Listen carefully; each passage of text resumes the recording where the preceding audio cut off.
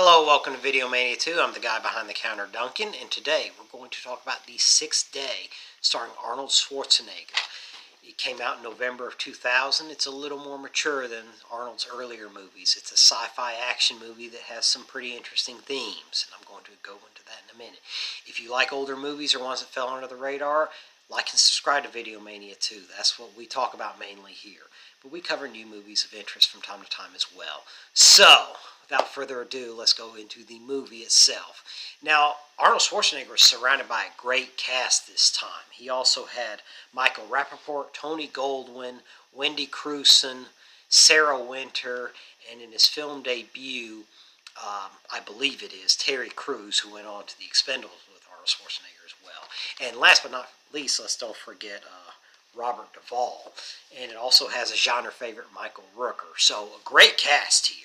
Now, the movie is about Arnold Schwarzenegger plays a helicopter pilot. He's a chartered helicopter pilot named Adam Gibson. And he has a wife and a kid and, a typical family life. This movie takes place in the not-too-distant future. And Tony Goldwyn's character is a tech billionaire named Michael Drucker.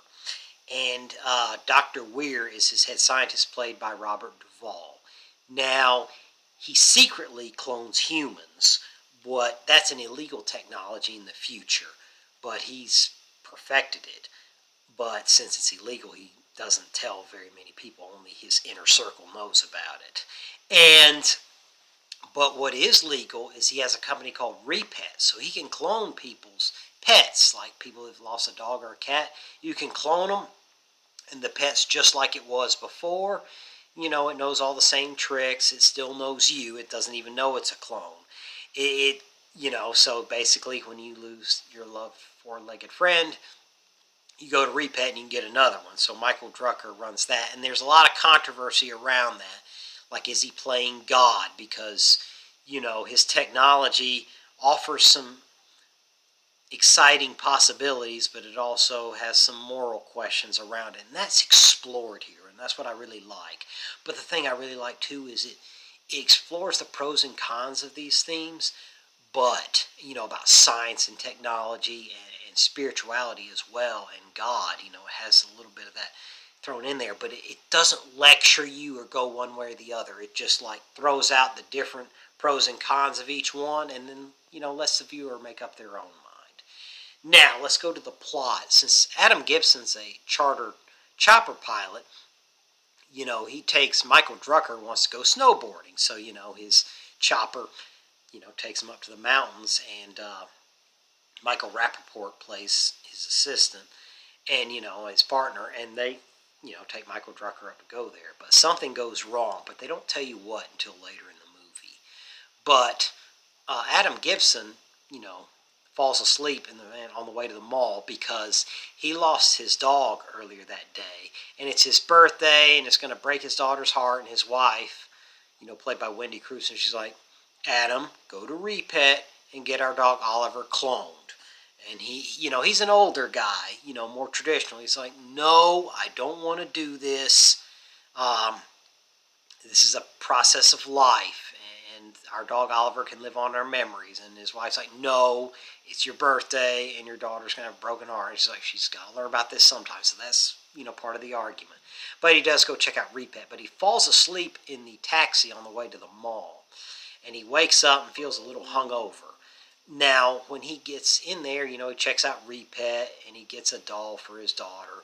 But then he comes home to his house, and he sees himself enjoying his own birthday. And he's like, what? I've been cloned. And then two people that work for Michael Drucker show up, played by Michael Rooker and Sarah Winter. And they're like, there's been a 6-day violation. A human's been cloned. You need to come with us. He's like, why is someone that's not me enjoying my birthday party?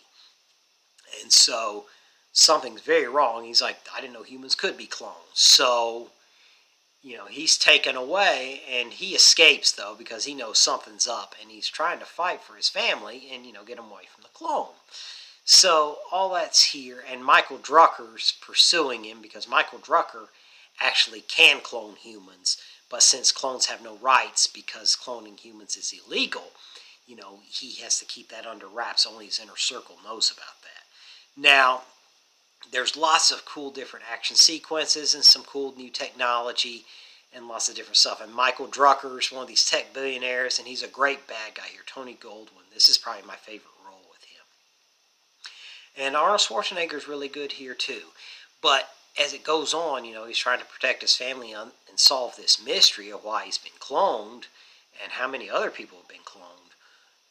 This movie raises a lot of those ethical questions, like, is cloning pets okay? Should you do it? Is cloning humans okay? Look, they found a way to cheat death. Is this good or is this wrong? All that is explored here. But like I said earlier, it's left up to the viewer. Does science go too far or not?